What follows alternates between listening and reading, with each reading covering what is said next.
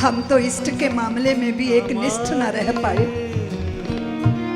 अगर पता चला कि फलाना फलाना जल्दी वर दे देता है, जल्दी बेटा दे देता है, जल्दी नौकरी दे देता है, तो पता चला अपने इष्ट को घर से बाहर पकड़ लिया कोई भी देवता।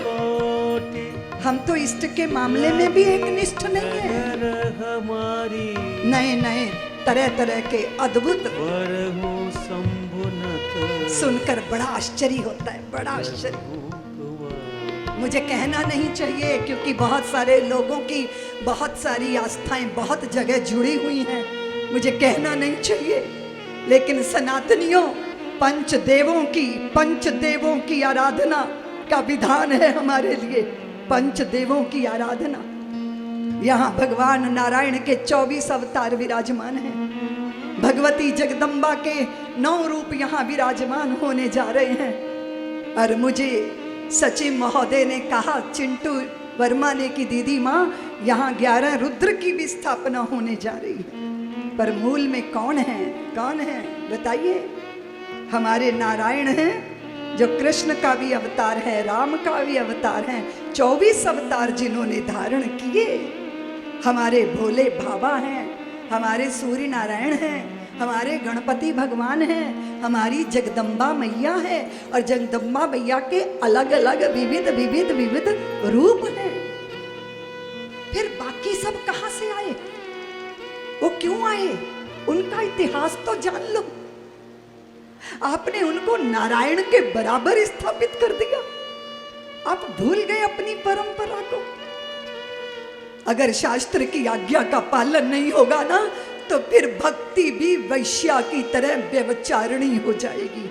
भगवान ने कहा है अव्यभिचारिणी भक्ति और व्यभिचारिणी भक्ति। कहीं एक जगह निष्ठा हो। हाँ, गंगा है, नर्मदा है, तुम्हारी नदियां हैं, सनातन के सूर्य नारायण है। एक निष्ठ बनो, एक निष्ठ, एक पत्नी व्रत धारण करो। जगह जगह जगह जगह जब किसी स्त्री को देखते हो तो उसमें मातृभाव लाओ, ये धर्म है। और ये यहाँ पार्वती की निष्ठा, यही तो निष्ठा थी, यही तो निष्ठा थी सावित्री की सत्यकाम के प्रति, यही तो निष्ठा थी। यमराज का, धर्मराज का पीछा किया था सावित्री ने। मेरे पति के प्राणों को ले जा रहे हो, मैं पीछे आऊंगी, मैं पीछे आऊंगी। धर्मराज ने कहा सावित्री, स्वर्ग में सदैव कोई जा नहीं सकता, मेरा पीछा छोड़ दो। देव, मैं आपका पीछा नहीं कर रही, मेरे पति के प्राणों को आप ले जा रहे हो, मैं वापिस कैसे जा सकती हूँ? धर्मराज प्रभावित हुए, कहा सावित्री, तेरी निष्ठा से मैं प्रभावित हो गया, कुछ मांग ले देवी, कुछ मांग ले। आप ये देखो कि सावित्री को भाई नहीं था, पर उसने अपने पिता का सुख नहीं मांगा। अब मैं विवाहिता हूं, इसलिए उसने अपने ससुराल के दुखों को दूर करने का वर मांगा। क्या मांगा? मेरे सास ससुर को आंखें मिल जाए, अंधे थे वो अपनी संतानों को स्वर्ण की थाली में भोजन करते देखें। वैभव मांग लिया, सास ससुर की आंखें मांग ली। धर्मराज ने कहा हाँ दिया सावित्री, दिया, लौट जाओ, लौट जाओ। थोड़ी देर बाद धर्मराज ने पीछे मुड़कर देखा तो एक प्रस्तर पाषाण की तरह, हिमालय की तरह सावित्री पीछे पीछे डटी खड़ी है। देव, आप मुझे कहोगे लौट जाओ, पर मैं आपके अपने पति के चरणों का अनुगमन कर रही हूं, उनके बिना रीति हूं, उनके बिना खाली हूं, उनके बिना व्यर्थ हूं।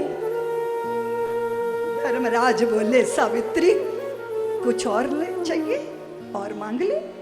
तब सावित्री ने कहा कि देव, आप दोगे, मेरे भाई हो जाए, ताकि मेरे पिता को अपनी विरासत, अपनी परंपरा का संवाहक मिल जाए। धर्मराज बोले हाँ दिया देवी, दे दिया, तेरे भैया होगा, मैंने तुझे आशीर्वाद दे दिया, अब तू लौट जा और जैसे स्वर्ग का द्वार नजदीक आया, धर्मराज ने पीछे मुड़कर देखा तो हवाओं में तैरती हुई सावित्री पीछे पीछा कर रही है। धर्मराज बोले, सावित्री मैंने कहा ना तू लौट जा। सावित्री बोली, देव मैंने कहा ना कि मेरे पति के बिना मैं कैसे लौट जाऊं। धर्मराज बोले, कुछ और मांग ले, मैं तेरी निष्ठा को देख के प्रसन्न हुआ, कुछ और मांग ले, कुछ और मांग ले। तो सावित्री ने कहा, देव आप दोगे? हाँ मैं दूंगा।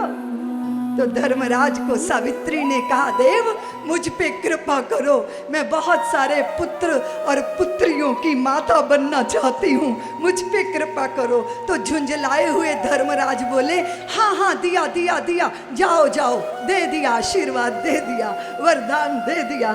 तो सावित्री मुस्कुरा के बोली कि पति को आप लिए जा रहे हो तो पुत्रों की माता कैसे बनूंगी, मेरे पति के प्राण लौटा दीजिए। धर्मराज के हाथों से अपने पति के प्राण लौटा लेने की सामर्थ्य भारत की ललनाओं में रही है। अपनी निष्ठा के बल पर, अपने सत्य के बल पर, अपने तप के बल पर, अपने शील और अपने चरित्र के बल पर। ये वो भारत है। इस भारत में हमारी संतानों का पतन उचित? बोलो ना।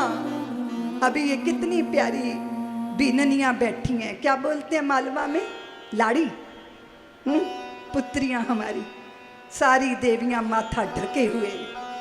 ऐसे लग रहा है जैसे स्वर्ग की देवांगनाएं देपालपुर के इस 24 अवतार मंदिर के आंगन में आकर बैठ गई।